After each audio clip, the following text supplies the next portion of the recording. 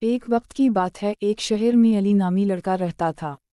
وہ پڑھائی میں ذہین تھا، لیکن اب اس کی دنیا بس ایک چیز میں قید ہو چکی تھی، موبائل۔ صبح آنکھ کھلے تو موبائل، رات نیند آئے تو موبائل، نہ دوستوں سے بات، نہ باہر کھیل، نہ موسیقی سننا، بس اسکرین اور وہ۔ دادا جان اکثر سمجھاتے، علی بیٹا، موبائل ایک آلہ ہے، زندگی نہیں۔ مگر علی ہنستا اور آگے بڑھ جاتا۔ ایک رات علی موبائل پر گیم کھیل رہا تھا۔ اچانک موبائل کی اسکرین چمکی اور ایک پیغام آیا، "Do you want to live in the mobile world?" کیا تم موبائل کی دنیا میں جینا چاہتے ہو؟ علی نے ہنسی میں یس دبا دیا، اور پلک جھپکتے ہی سب کچھ بدل گیا۔ وہ خود کو ایک عجیب دنیا میں پایا جہاں ہر چیز ڈیجیٹل تھی۔ درخت پکسل کے بنے تھے، لوگ ایموجیز کی شکل میں تھے، کھانا لائک اور شیئر سے ملتا تھا، اور وقت صرف نوٹیفیکیشن سے گزر رہا تھا۔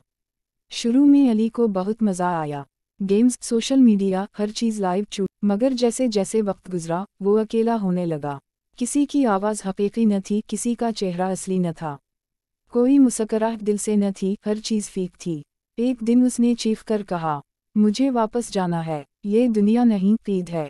مگر واپس جانے کا راستہ بند ہو چکا تھا۔ اسی لمحے ایک روشنی چمکی اور دادا جان کی آواز آئی، "یاد رکھو بیٹا، سچائی، جذبات، رشتے، سب حقیقی دنیا میں ہوتے ہیں، مشین میں نہیں۔" علی نے آنکھیں بند کیں، دل سے دعا کی، اور آنکھ کھلتے ہی وہ واپس اپنے کمرے میں تھا۔ سانس پھولی ہوئی، آنکھیں نم، اور ہاتھ میں موبائل بند۔ اس دن کے بعد علی بدل گیا۔ وہ اب موبائل رکھتا ضرور تھا، لیکن صرف ضرورت کے لیے۔ دوستوں سے ملتا، کتابیں پڑھتا، کھیلتا، اور سب سے بڑھ کر دادا جان سے کہانیاں سنتا۔ موبائل ہماری زندگی کا حصہ ہو سکتا ہے، لیکن زندگی نہیں۔ حقیقی دنیا، حقیقی رشتے، اصل خوشی وہیں ہے۔